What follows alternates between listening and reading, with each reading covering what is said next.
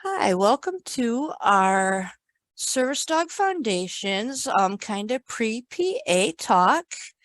I am Penny Beeman, owner and operator of Uber Paws of Love, and I have my service dog Azul. We live in northern Michigan. And Elliot? Hello, my name's Elliot Brooks. I have owner trained a couple of service dogs now. My personal service dog in training right now is Zappo, and I do some dog training work under the name Halcyon Canines. And I live in North Carolina.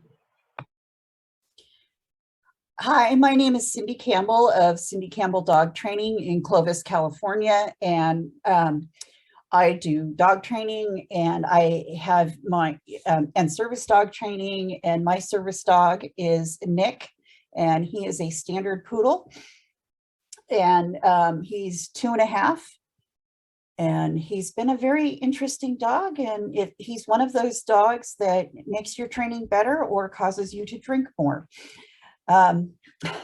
So with that, let's get started on our with this foundation's introduction to public access. And where we want to start is where all things start, is at home.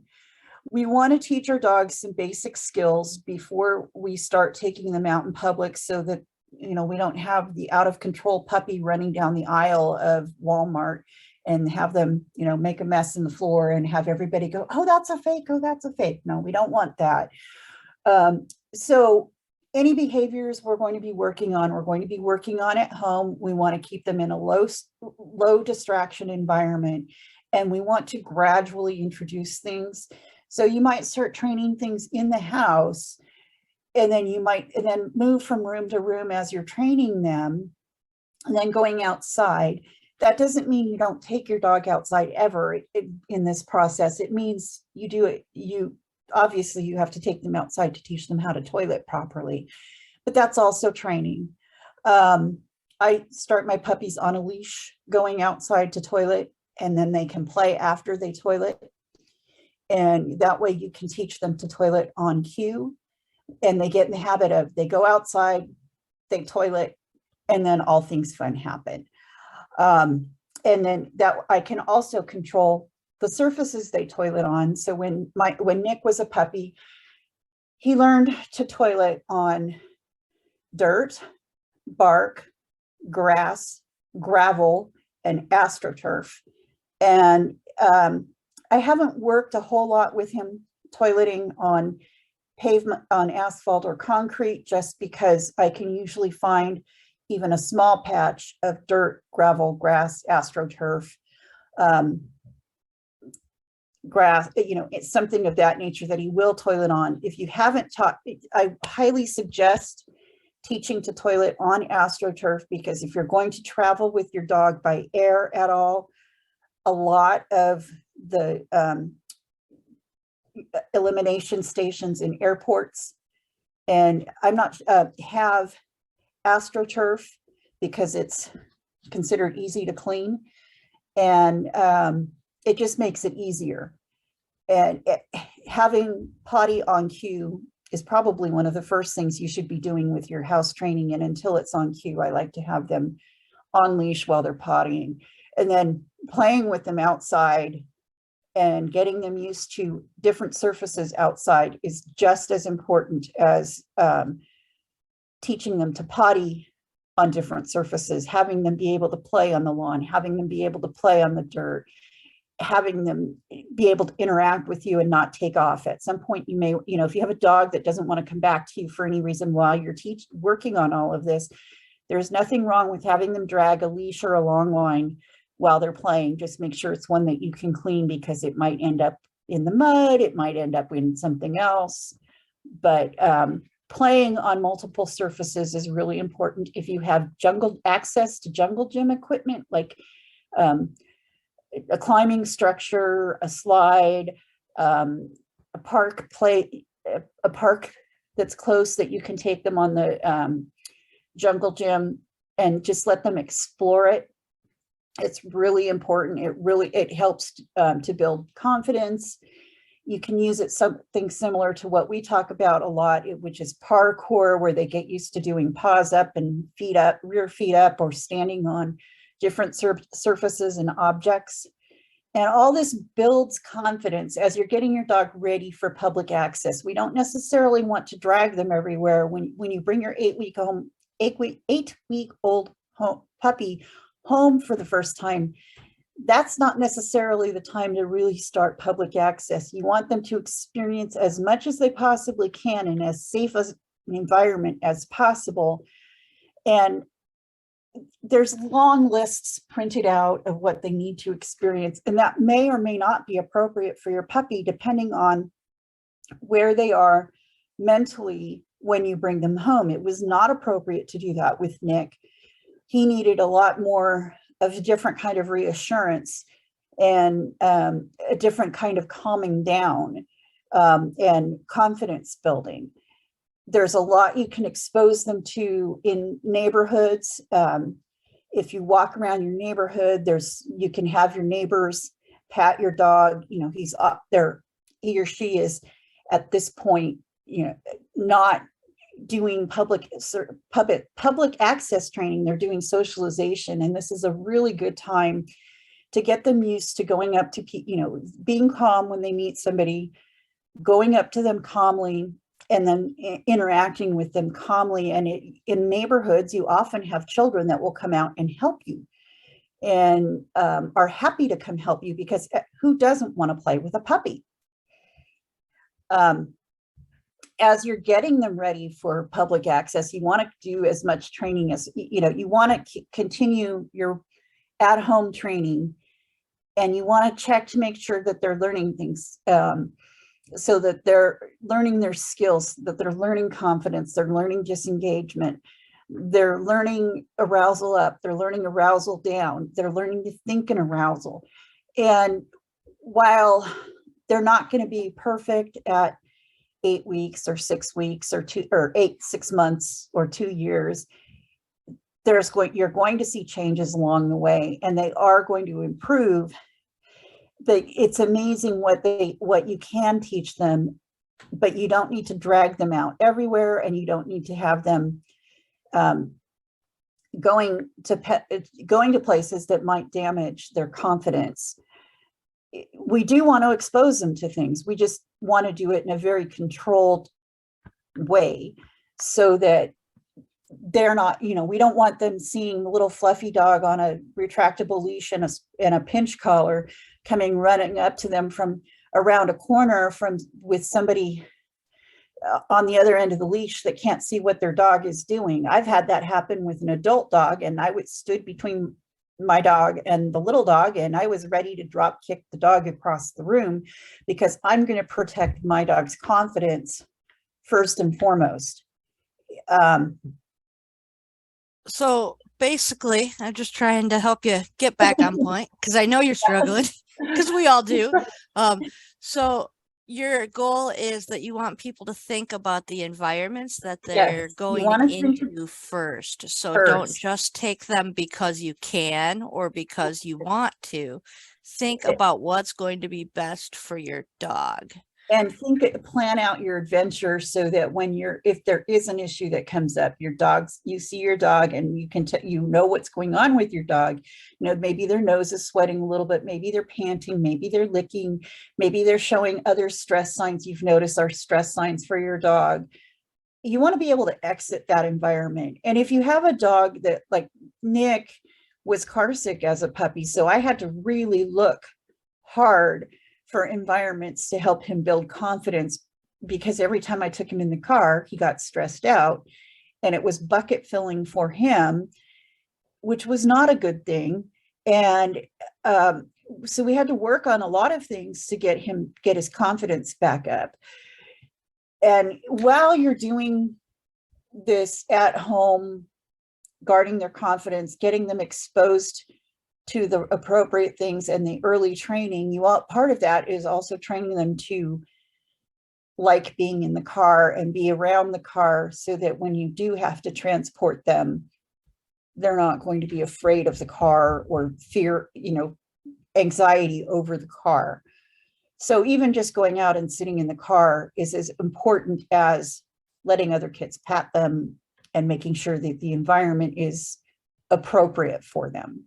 The car is an appropriate environment. It just needs to be taught if they aren't. Some take to it naturally, some don't.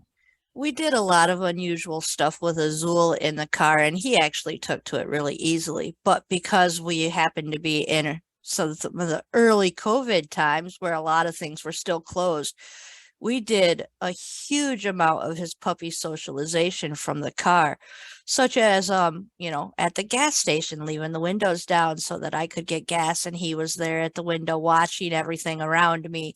At drive-throughs, going through restaurant drive-throughs and bank drive-throughs, you have the sounds of the speaker there. You have somebody talking to you in the window. You're passing them things, they're passing things.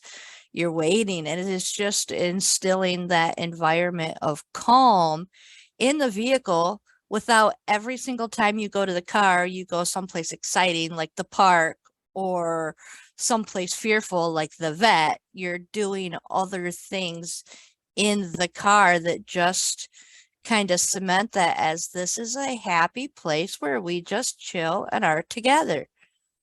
And, fortunately, things have opened up significantly, but Nick's first 2 years of going to the vet, I was in the room with him, in the exam room once with him, and because of the statewide vet policies. And what I have done in the past, and I will certainly do with my next puppy, is the puppy will go to the vet every week for playtime, to get loved on. And most vets will be happy to have you come in and either sit in the office, sit in the waiting area and let your dog find out that, hey, this is a really cool place to be when there's not stuff going, when they're not having an exam, or they'll take them in the back and they'll love on the puppy, and then they'll bring your puppy back out for you so that they learn that the vet's not a bad place. I had done that with Poe, and she absolutely loves going to the vet because even though she's had some icky things done at the vet, she thinks of the vet as, oh, I'm going to go and all these people are going to cuddle and pat me and give me cookies. And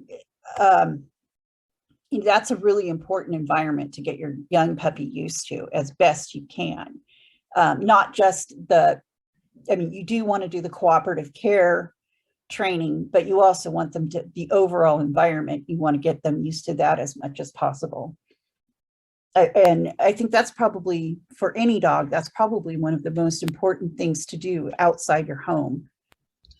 One thing I really like to do with dogs in the car, if you have access to it, is drive next to places like farms or anywhere that's got a lot of really interesting smells, so that you can teach the car they can gain all those smells and great sights without having to get out.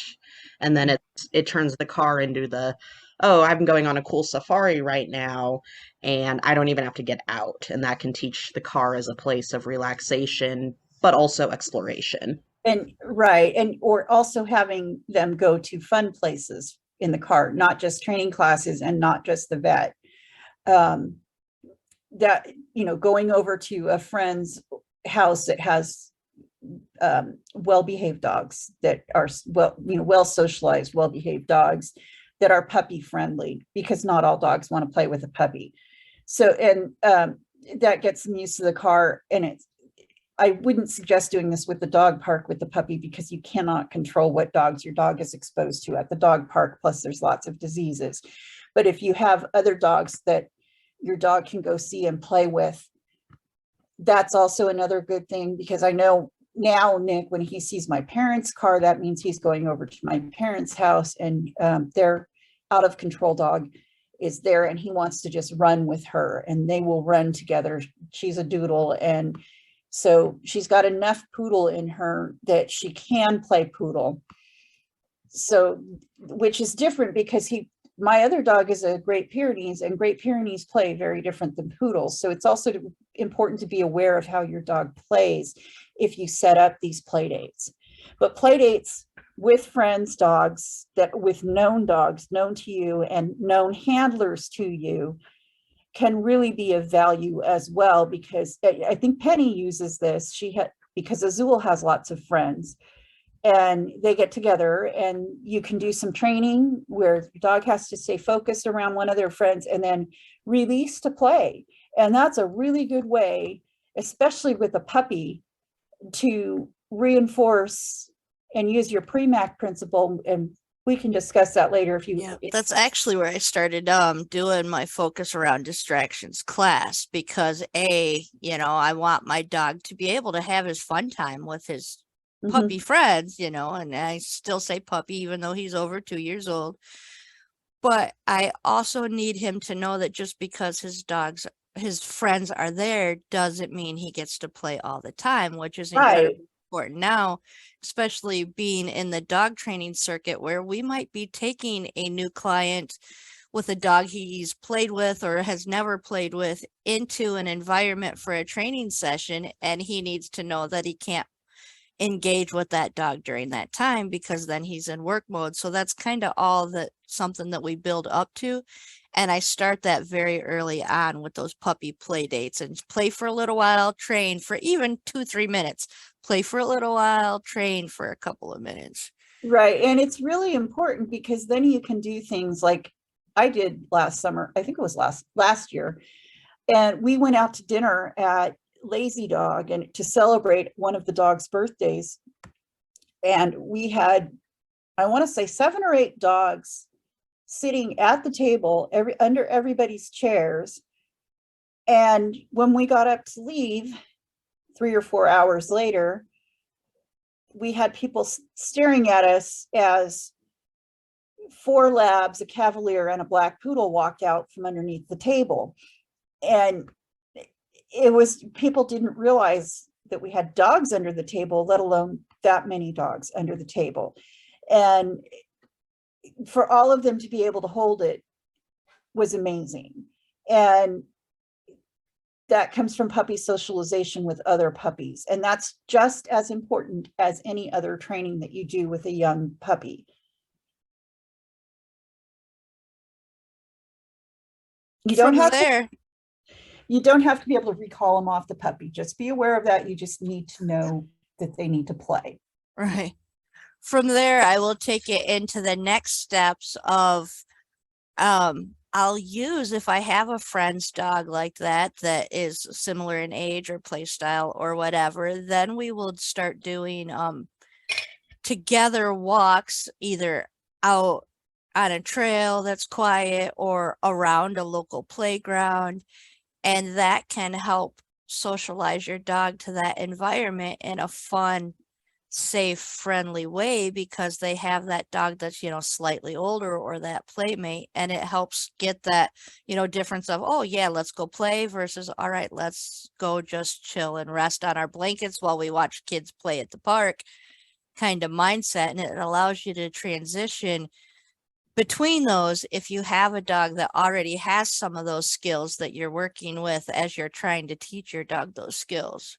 And Penny, can we just stop and talk about parks for a minute, and why they can be so valuable especially for our young dogs? Because there's a couple different times of a couple different situations you can get yourself into with parks, that you just have to watch the time frame that you're going. And if you want to be able to play on the play equipment, it's best to not go when there's a lot of kids running around the park, screaming, yelling, and being human puppies, for lack of a better term, or kids.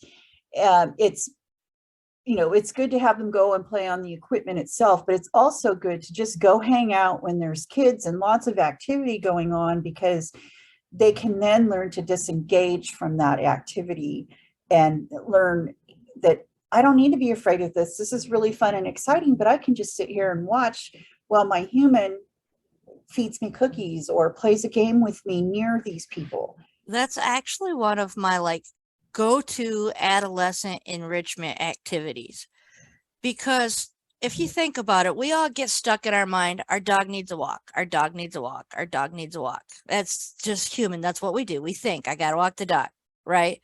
Well, then when we're struggling with an adolescent dog, that's brain is literally rewiring So their impulse control is like just non-existent. And by taking them for a walk during that stage, we're actually encouraging them to do the behaviors we don't like, such as pulling or getting overstimulated in things. And if we can instead go to an area outside of a park or a playground where we may not have a huge 50-foot long line that I use on my property, but so maybe a 10-foot line where the dog is allowed to explore around you. It could even be 6 foot, but so the dog is allowed to move within your leash around you, but you just basically sit and observe. So depending on the dog, you might be just outside of the playground, or you might be 50 feet away from the playground, or even more. But the whole goal is to find that distance where your dog can be comfortable, care more about the ground around you and the scents close to them, and care more about the treats you're offering or the toys you're engaging with than anything they're seeing at the park. And that's, go ahead. Wanting to add on to that is because a lot of people love the idea of fenced-in dog parks because then your dog has safe off-leash time. But they've done studies that you can actually replicate like what length of a long line you need to actually get that equivalent off-leash experience. I think it was something in the length of about 15 feet, and you Mhm. got the same value. So if Without you're, the danger, what? Yes. without the So danger. you can go to a park, a lot of parks that are big enough, and go away from the activity, get yourself a 15-foot long line, be away from that threshold and have that down time, sniffari time. And that's one of the things I like to do with Zoppo when I don't have the energy to go for a full walk or it's way too hot for a full walk. I'll just put them on a 50-foot long line, go out into a big field in the park, and just Mhm. let them sniff and sniff for 20, 30 minutes and come back in and we're good. I And Right. like that that's, range too, when you're going out in a place that's, where you necessarily are not in control of all the distractions. 15 to 20 feet in a long line is like perfect. I don't want anything longer than that if there's other things around me. Becomes a tripping hazard, becomes dangerous, and it's hard to control. Like you can injure yourself if you're working a large dog like we do and things like that. But I also have an extra long one because we do a lot of that being our rural environment Right. on our own property. So there I'll go above the 20 feet, maybe a 30 feet, 40 feet, 50 feet, depending on your environment, because there's so many less distractions. And the other thing to keep in mind with a 15 to 20 foot long line in a park is most parks have leash laws, or they should. And like my town, the leash law is a 6-foot leash, unless, and with the caveat, unless you're training. And which is nice because a sniffari is actually part of your training. You're doing some decompression training with your dog because you are teaching them how to engage with the environment. And you can throw in some training easily, but it's also really good if you're doing some drop leash training, because then you can step on. I won't train off leash in a park, but I will drop the leash in the park. And you can step on a long line much easier than you can even a 6-foot leash.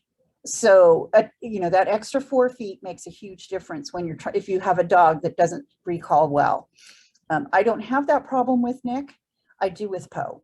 So with Poe, if I was going to take her out and do that again, I would just put her on a long line and I'd hold on to it and stay really close to the end of the long line and let her do her thing. And if she looked like she was going to take off, I'd just step on it and then walk the long line up to her.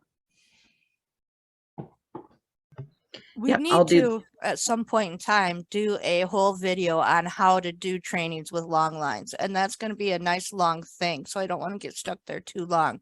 Elliot, if you got something else you want to add there, go ahead real quick. I was just going to say that that's one of my favorite things to do because I use a 50-foot rope that I just have attached a little clip to stick onto the harness. And then I just, roll it up, adjust it. I mark it to different lengths so I can just have it rolled up to the amount I want or need. So if it's an empty park day, I'll let it be the full 50 feet, do recall training and all that. If I've got more distractions, just loop it back into the appropriate amount, and it works really great for adjusting the The nice training. thing about rope as opposed to biothane, and even the webbing as opposed to biothane, is you can tie knots at various lengths, and the knots are nice because biothane can potentially slip under your foot when you stand on it, and the knot's not going to go under your shoe. So it's a thought. It's also probably cheaper to go buy a snap and long and rope and attach. There's different ways you can attach the snap. I do the knots as well because, for instance, say I missed it and didn't get stepped on it.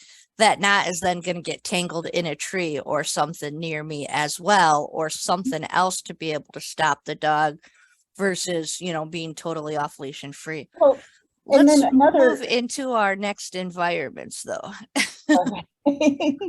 So eventually we want to work from the outdoor environments to indoor environments. So you want to talk a little bit there about some of your first indoor environments, Cindy?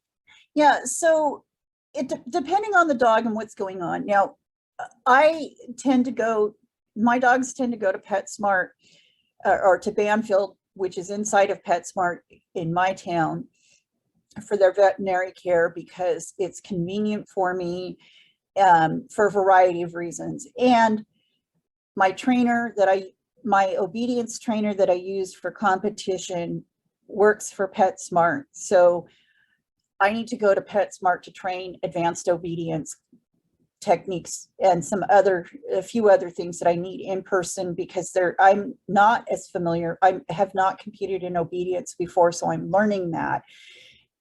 And it's always, my personal opinion is, no matter how good of a trainer you are, if you have the opportunity to work with somebody else in person, be it a friend or somebody you're paying, you're going to get more out of your training than if you're training alone. And that's because you can bounce ideas off each other, and they may observe things in your training or your dog that you're not seeing either when you video or when you're actually doing the training. So it's just food for thought. But PetSmart, for me, in a very guarded way, is one of the first places I go. That was the first place I took Nick because we had to go to the vet 2 days after I got him. I had made the appointment before I picked him up. So that is one of the first places, but it's very, very guarded. I held him the whole time, except while we were in the vet clinic. And he, we went back for our assessment with the trainer once they had reopened classes, we had taken him in there several times, but I had her do assessment whether to take him through a puppy class at 6 months or to start with beginning pet manners class. And we started with the beginning pet manners class because he had a huge foundation for his age at that point, because I had been doing training at home for 6 months or 4 months because everything was locked down. So we did do public access with him. Everything was locked down. We went to quieter stores. We tried to stay with pet friendly-ish type places, even though as a service dog puppy, in California, as long as I was training, I could take him anywhere. I did take him into Tractor Supply, which tends to have much fewer dogs in it and fewer dog smells and fewer stress smells, because it just doesn't get misbehaving dogs the way PetSmart does, or not to the extent, because more people shop at Tractor Supply that have livestock that have to behave and understand their dog needs to behave, and they either leave the dog home or the dog is pretty much off leash trained, so they go to Tractor Supply and they're well behaved. I also made sure I took him plenty of walks. I looked for places that did have livestock, because I knew he would be exposed to livestock. There was a couple neighbors that had goats and cattle and a couple different things, so he got to smell all that stuff. We went to Petco, because Petco next to me is pretty quiet. And trying to think what I didn't take him to bookstores, although bookstores are a good place to go because a lot of them are pet, you know, if you think of Barnes and Noble, they're pet friendly, but there's not a Barnes and Noble near me. Joanne Fabric can be, and Michael's can be a good place because a lot of people don't realize that they're pet friendly, but double check on the Michael's. I'm pretty sure Michael's is, according Okay, to their so Michael- national website. Michael's is a good place to go. Home Depot and Lowe's are good. However, They're big. They're big and they're closer to the PetSmart spectrum of dogs than the Tractor Supply spectrum of dogs, because everybody knows they're pet friendly. So they take their dogs in there, and it's a good place to train with distractions because there's every kind of distraction you can possibly come up with. And I but was just gonna say, go ahead, finish. but you can also add distractions if you need to, because we have done that. Right. Uh, Well, what go I ahead. like to look at with choosing that environment is I want to pick the stores that I know are roughly going to have, and it might be different for your environment. So for my rural environment, a small store like Tractor Supply or even Dunham's, a sporting goods store, the locally owned hardware stores, they are going to have anywhere from 10 to at most 30 people in it at any given time. So that's a busy small store in my general area. So you kind of have to look at what is for your area. Right. And But then Home Depot is going to have upwards of 100 or even more than that you can't count in it. So I want to start in those smaller environments where it won't be as hard for my dog to process that environment, you know, to feel safe in that environment. right. Or moving into the larger buildings.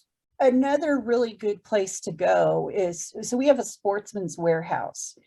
And I'm going to mention this because Penny runs into this, and I ran into an issue. I took Poe into a museum that had some stuffed mounted animals, and one of them was a cougar in a pounce pose, and she did not like that cougar.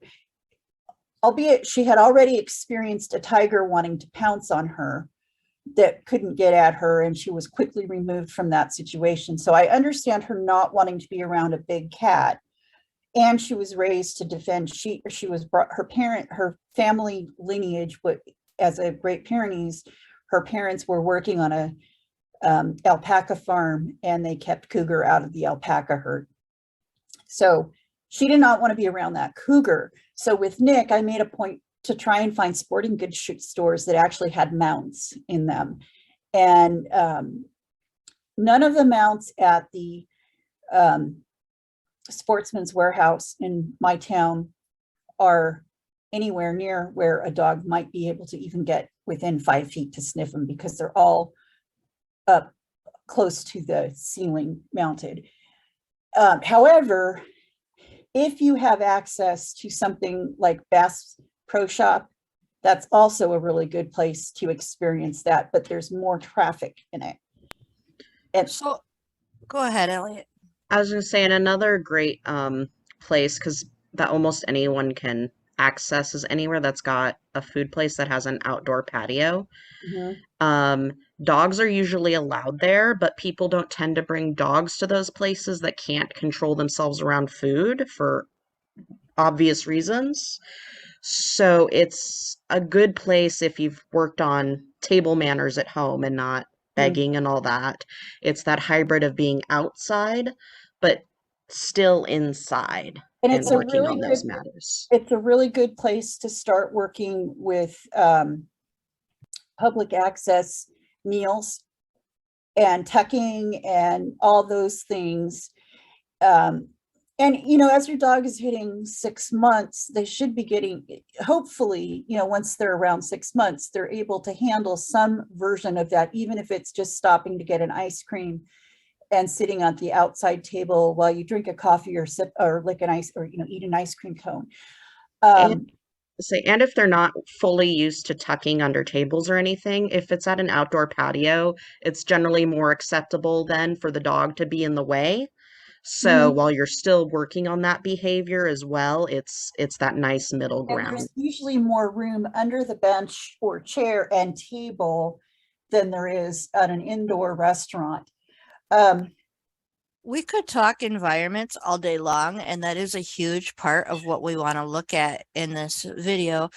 But I kind of want to move to the next one. So I will post a couple of links about some blog posts that walk you through the steps of choosing your environments wisely. But now, instead of focusing on that specific environment and where we're at, I want to focus on more of what your dog needs to be doing in that environment. And so a lot of people would go toward the thought of, all right, my dog's training, that's why we're there, right? Well, no, I want to think it back up even before that. So any environment that we take our dog into, there's one cardinal thing that we have to set up for them. And that is, we have to be able to provide them that feeling of safety and comfort in that environment. And if there's one thing that I see service dog handlers skip, it's that thought. So I do a lot of work to, like, well, first of all, choosing those environments wisely, like we were just discussing, but then we need to allow our dog to get adjusted to the environment.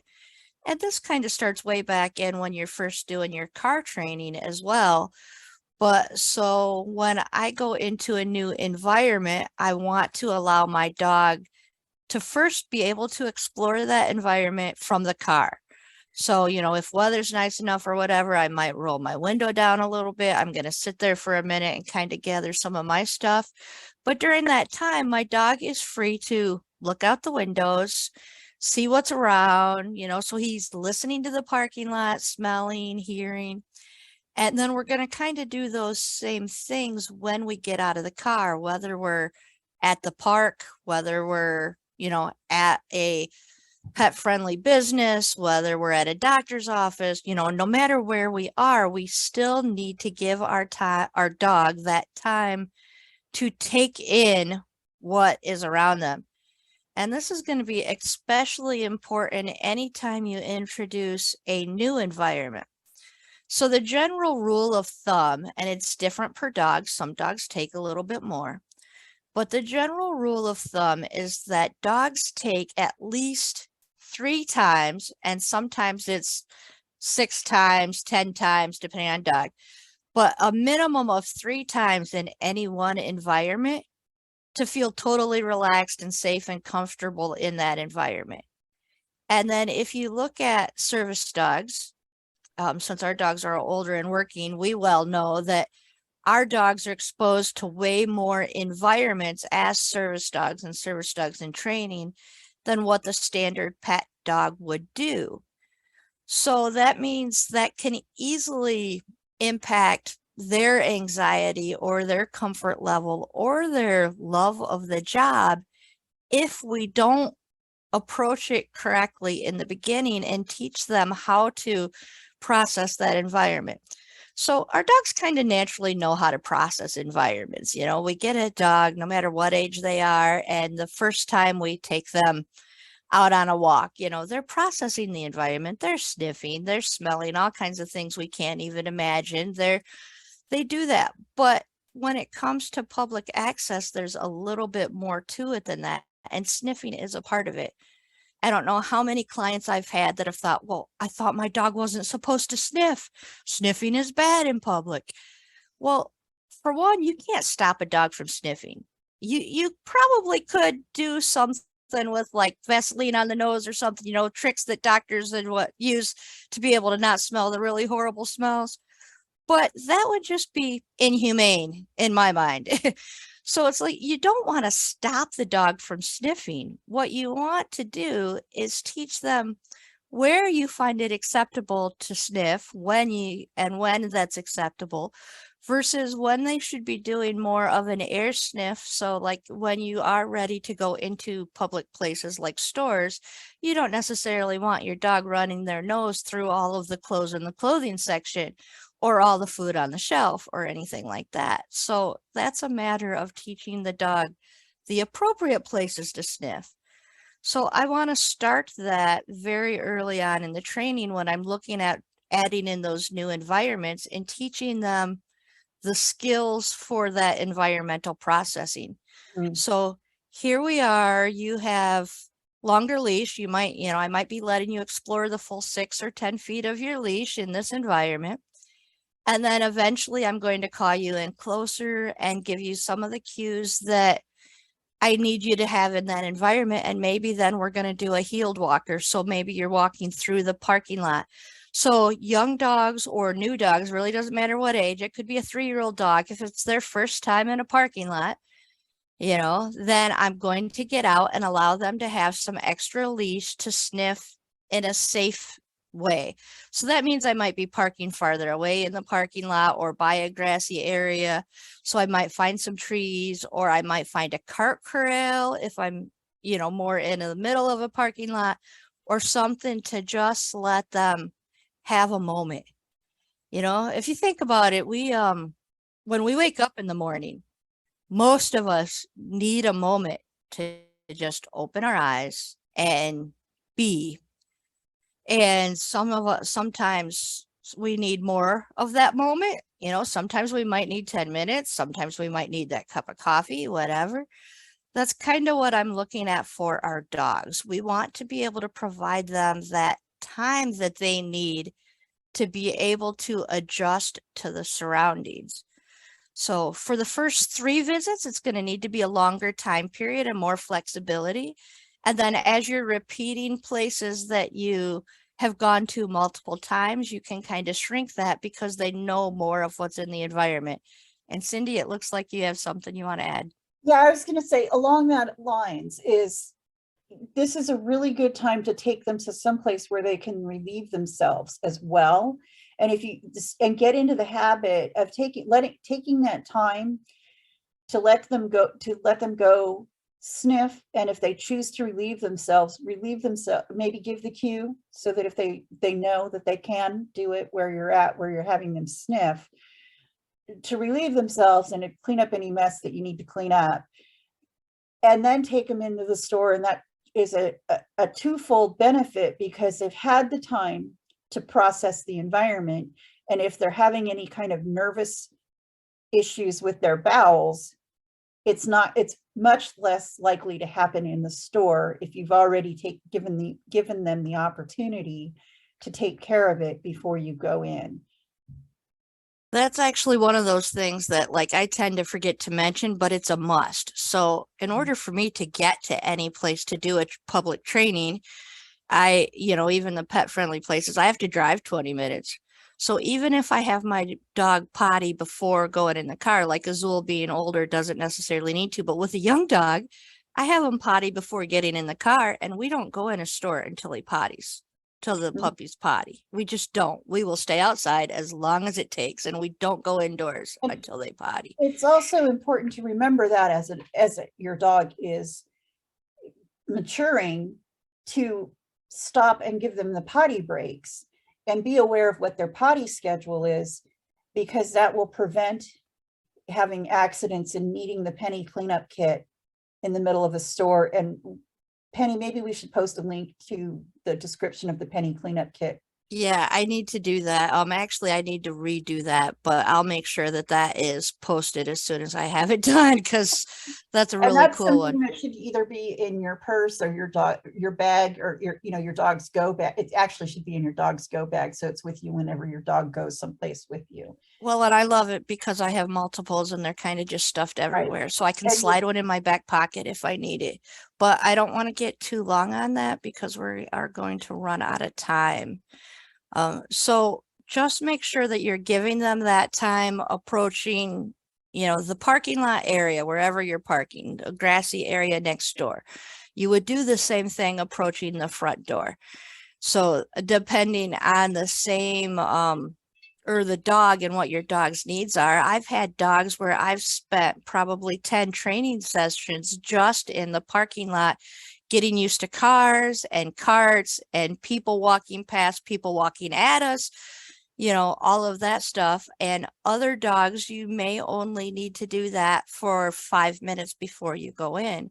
So there really is a big value there. But then you also have to look at the doorway entry, which is another one of our really scary places for our young dogs that don't have the experience, because businesses have multiple different kinds of doors. You've got double doors, you've got automatic doors. A lot of them, if you're in a cold climate like me, you have huge blowers in the winter.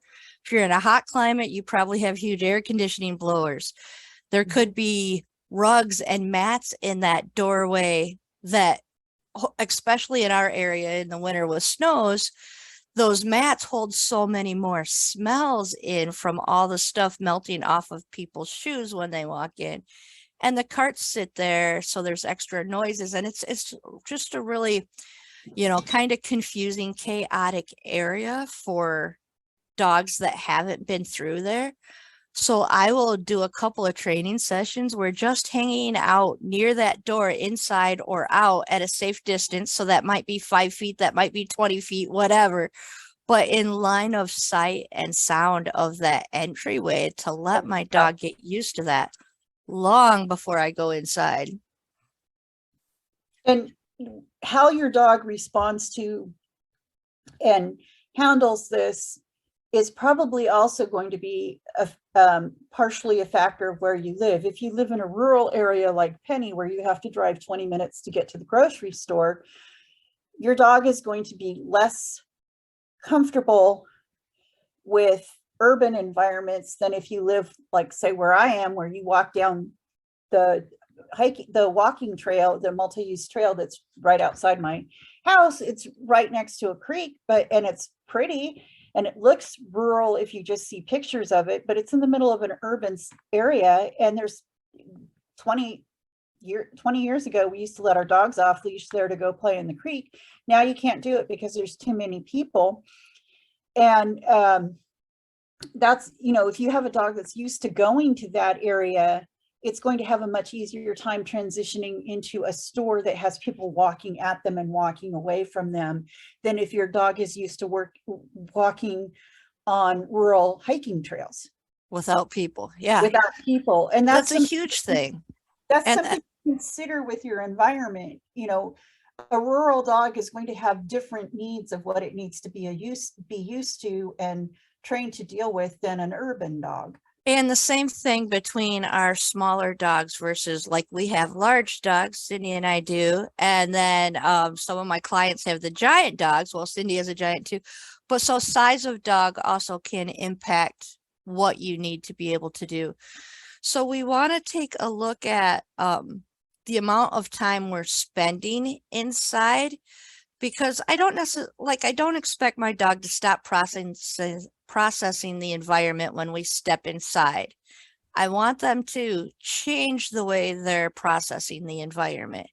So with a new dog, we want to spend, maybe we're spending 20 minutes outdoors and only 5 minutes indoors and going back out, because we want them to get used to the change in processing that different kind of environment. And then we're slowly going to build up that time. So it might go from 5 minutes to 10 minutes, or, there might be a smaller step along the way.